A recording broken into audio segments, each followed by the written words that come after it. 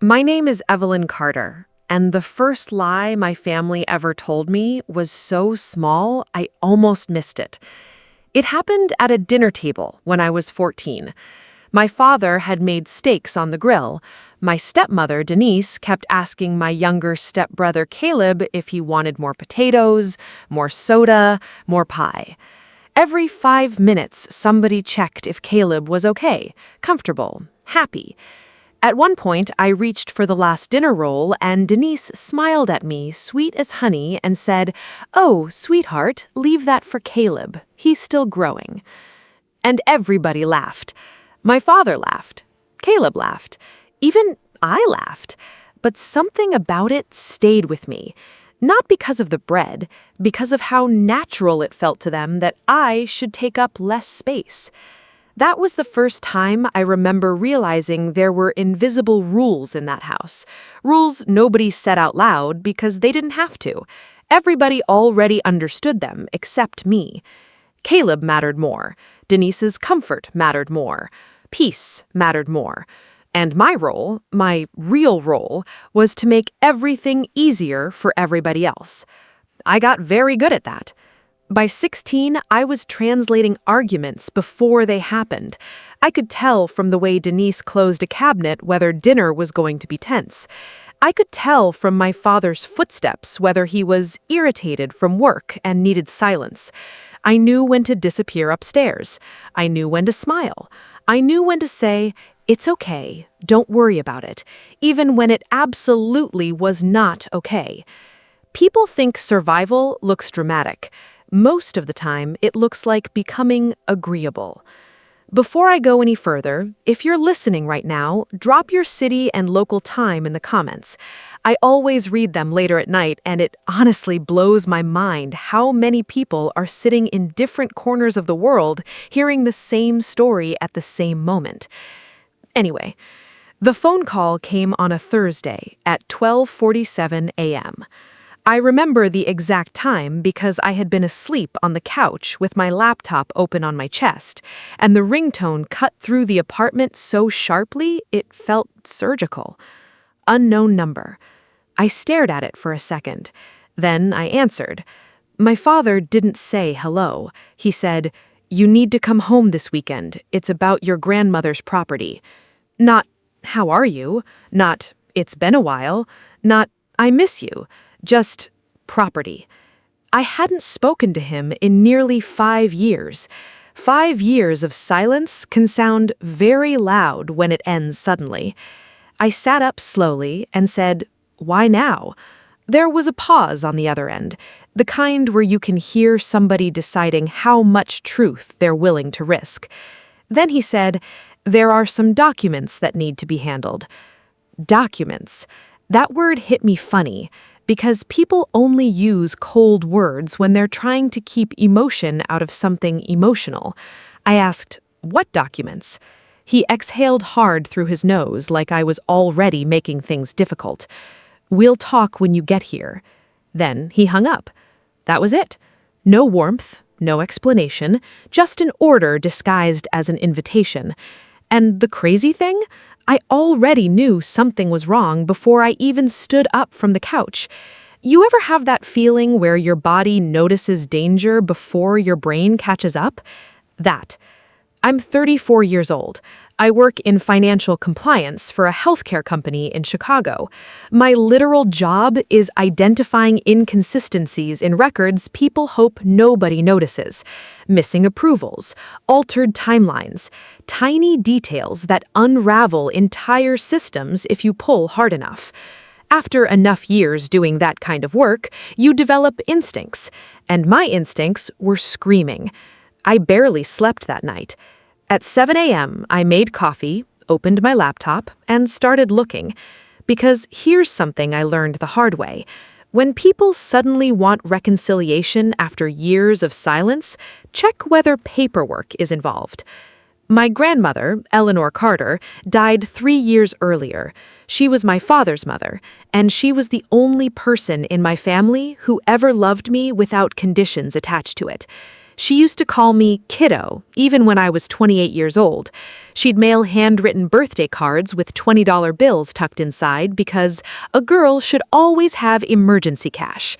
When I was little, she'd pull me aside after dinner parties and whisper, "You don't have to earn your right to exist in a room."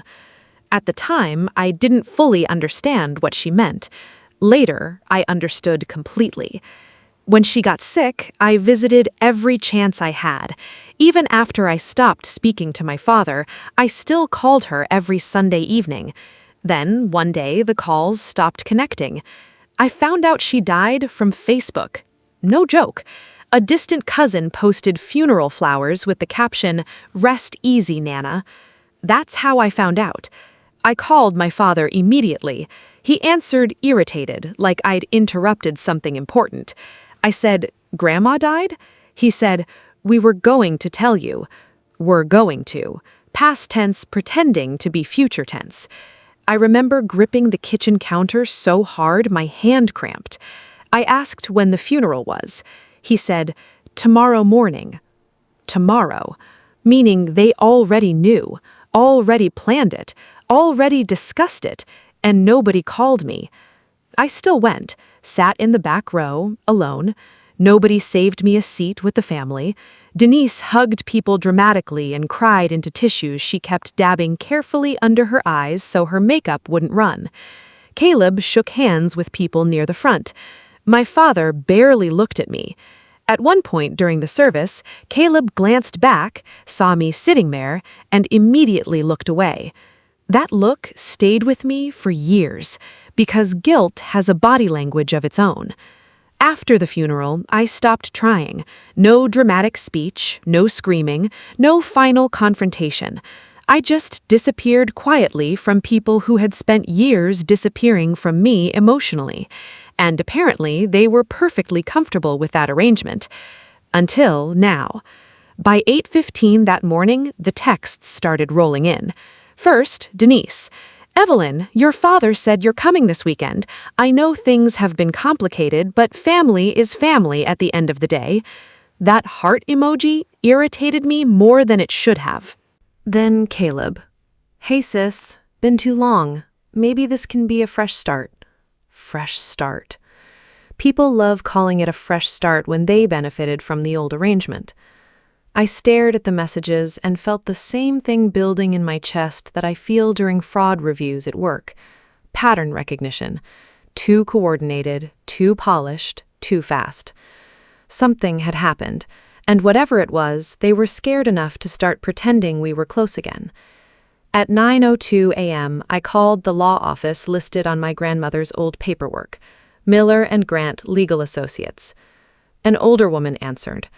I introduced myself and asked if anyone there had handled Eleanor Carter's estate. She transferred me immediately. That alone told me something. A man named Richard Grant came on the line. Calm voice, precise. I explained who I was. The line went quiet for half a second. Then he said, "Ms. Carter, I've actually been hoping you'd call." Every nerve in my body sharpened. I said, "Why?" He said carefully, "There are irregularities regarding your grandmother's estate that I believe you should have been informed about much earlier." That sentence changed the temperature of the entire room around me. I sat down slowly. What kind of irregularities? Another pause. Then, "I'd prefer to discuss that in person." I booked a flight for Friday morning. The whole trip there, I kept replaying memories I hadn't touched in years. The time Denise told me college was probably wasted on me because I'd end up married anyway. The time my father missed my graduation because Caleb had baseball regionals. The time I spent Christmas alone in a dorm because they decided a small family holiday would be easier without me there. Tiny cuts, individually survivable, collectively devastating. Richard Grant's office sat inside one of those old downtown buildings with marble floors and brass elevators that make you feel like secrets have lived there a long time. He met me personally. Gray suit, kind eyes, tired expression. The expression of a man who already knew the conversation ahead would alter somebody's life. He closed the office door gently and slid a file toward me. Then he said, "Your grandmother updated her will 8 months before her death." I blinked. "She specifically named you as co-beneficiary of her estate alongside your father." I stared at him. I genuinely couldn't process the sentence at first, because in my mind I had already accepted being excluded. That's what happens after enough disappointment. You stop expecting fairness because expecting it hurts too much. Richard continued carefully. The updated estate included her home, investment accounts, and a separate trust intended solely for you. Solely for me. My throat tightened. I whispered, "What happened to it?" And then he said the sentence that split my entire understanding of my family clean down the middle. The updated will was never used during probate. Silence. I looked at him. He looked back. Then he opened another folder and turned it toward me. The probate filing listed an older version of the will, one where my father inherited everything. No mention of me anywhere. I felt cold all over. I asked quietly, "How?" Richard folded his hands. "We mailed notification documents to the address your grandmother provided for you." I already knew the answer before he said it. "My father's house." He nodded. I laughed once. Not because anything was funny, because sometimes betrayal becomes so mathematically perfect all you can do is laugh at the engineering of it. Then he said the worst part. The signed waiver was returned stating you voluntarily declined involvement in the estate proceedings. I stopped breathing for a second. What? He slid the copy across the desk. My name, my fake signature, legal language saying I waived any claim for the sake of preserving family harmony. Family harmony. That was Denise. I'd know her language anywhere. Everything ugly wrapped in soft fabric. I looked at the signature for a long time. It was almost good. Almost. Good enough to pass if nobody examined it carefully. And nobody had. Because why would they? A grieving granddaughter stepping aside peacefully made the paperwork cleaner for everybody involved. Richard said quietly, "The issue resurfaced recently because your father attempted to refinance the property." There it was, finally. The real reason for the midnight phone call. A title review uncovered inconsistencies between the updated will and the completed probate record. Now they needed my cooperation to clean the legal mess. I leaned back slowly. 5 years of silence, broken suddenly because they needed access to money. I should tell you something important here. A younger version of me would have exploded, would have cried, yelled, demanded explanations. But something strange happens when you spend years healing away from people. You stop craving emotional victory. You start craving clarity instead. And clarity is quieter. So I asked the only question that mattered. What happens if I refuse? Richard answered honestly. Then the estate can be challenged formally, which would likely expose the forged waiver and freeze the property situation for quite some time.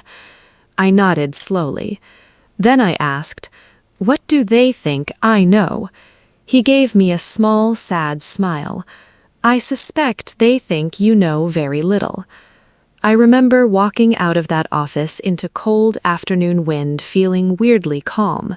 Not numb, focused. Because suddenly my entire childhood made sense in reverse. The favoritism, the exclusions, the careful minimizing.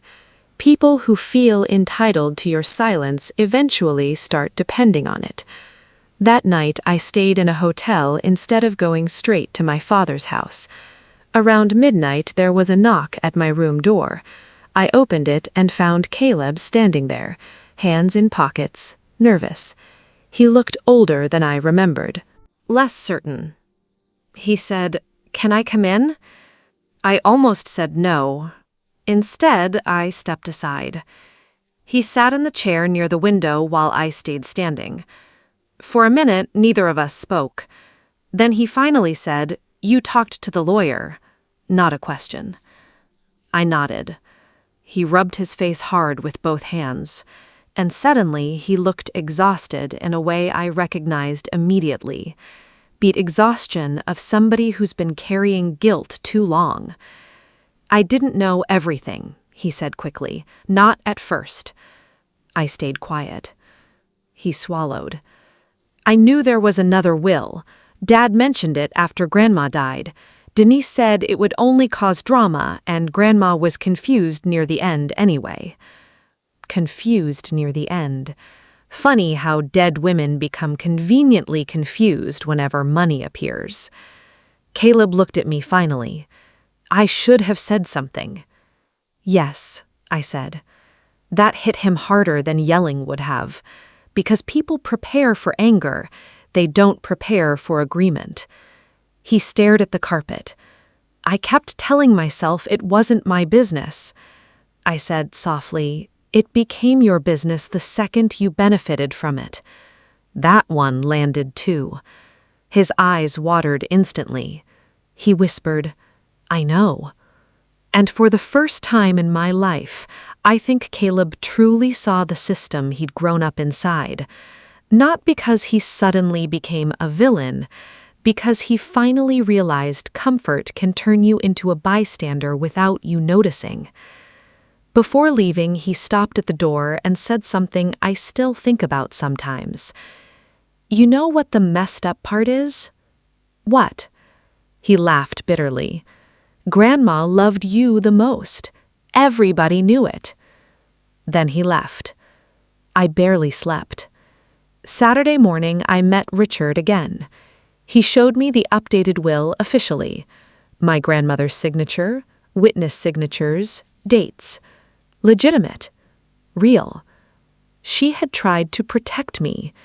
That realization nearly broke me more than the betrayal itself. Because loving somebody is one thing. Trying to protect them after you're gone, that's a different level of love entirely. Before leaving, Richard handed me an envelope. He said quietly, "Your grandmother left this with instructions that it be delivered directly to you if possible." My hands shook opening it later in the car. Inside was a letter in my grandmother's handwriting. She wrote about small things first. Her roses, the birds outside the kitchen window, how aging felt like watching your own reflection slowly leave the room. Then she wrote this, "Kiddo, if you are reading this, it means something did not go the way I intended. I need you to understand something very clearly. You were never difficult to love. They were simply accustomed to you accepting less." I had to stop reading. I cried so hard I couldn't breathe properly. Not loud, dramatic crying, the silent kind. The kind that comes from finally hearing the exact sentence you needed your whole life. She continued, "Do not shrink yourself to preserve the comfort of people who benefit from your silence." I folded the letter carefully and sat there for a long time staring through the windshield. Then I drove to my father's house, the same house where I'd spent years learning how little space I was allowed to occupy. Denise opened the door smiling too quickly. "You made it!" Like this was brunch, like we were normal. The whole family sat in the living room pretending tension wasn't dripping from the ceiling. My father got straight to it eventually. "There's a release form we need you to sign." Need. Not asking. Need. I looked at him calmly and said, "I know about the forged waiver." Nobody moved. Nobody breathed. Denise recovered first. "Evelyn, sweetheart." "Don't," I said quietly. And the room froze because I had never interrupted her before, not once in my entire life. My father stared at me. I kept going. I know about the updated will. I know Grandma left me part of the estate. I know somebody signed documents in my name." Caleb looked sick. Denise crossed her arms slowly. Then my father asked the question that revealed everything. "What do you want?" Not, "Is it true?" "Who told you?" "How are you feeling?" "What do you want?" Transactional, immediate, practical, like my pain was simply another negotiating point. And weirdly, that set me free. Because suddenly I saw him clearly, not as the father I spent years trying to earn, just a man, flawed, self-protective, emotionally small. Just a man. I said calmly, "I want what Grandma intended for me." Silence. Then Denise tried one last move. Dragging this through court would hurt everybody. There it was, the old family system. Your suffering is acceptable. Conflict is not. I looked directly at her and said, "Funny how family harmony always seems to require sacrifice from the same person." She actually flinched. My father rubbed his jaw for a long time. Then, finally, he said quietly, "What happens if we agree?" I answered immediately. The estate gets corrected properly. The title issue gets resolved. Nobody gets publicly embarrassed. Another long silence. Then something happened I honestly never expected. My father looked tired, not angry, not defensive, just tired. Like somewhere deep down he knew this reckoning had been coming for years. Finally, he nodded once. "Okay." That one word changed everything. Not emotionally, legally, practically. Reality had finally entered the room. The process took about 2 months. The estate was amended quietly. The trust my grandmother left me was restored. The forged waiver disappeared into sealed legal files nobody wanted examined too closely. And for the first time in my life, I stopped apologizing for existing. Do you know what the strangest part was afterward? Not the money, not the documents, not even the betrayal. The strangest part was realizing how peaceful life becomes once you stop negotiating your worth with people committed to misunderstanding it. A few months later, Caleb called again. This time, he didn't defend himself, didn't minimize, didn't explain. He just said, "I'm trying to become a better man than the one who stayed quiet." That mattered to me. My father mailed a letter eventually. Short, awkward, entirely handwritten. He admitted he handled things badly, said he hoped maybe someday we could talk honestly. I still haven't answered. Maybe I will someday.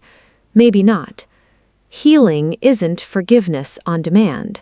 Sometimes healing is simply learning the difference between access and love. And if there's one thing I want you to take from this story, it's this. Pay attention to who benefits from your confusion. Seriously, because people who genuinely love you do not need you uninformed to maintain peace. They do not need you small, quiet, grateful for crumbs. And if you constantly feel like you're the one expected to absorb discomfort so everybody else can stay comfortable, that's not family harmony. That's emotional accounting. Somebody profits, somebody pays. And deep down, you already know which one you've been.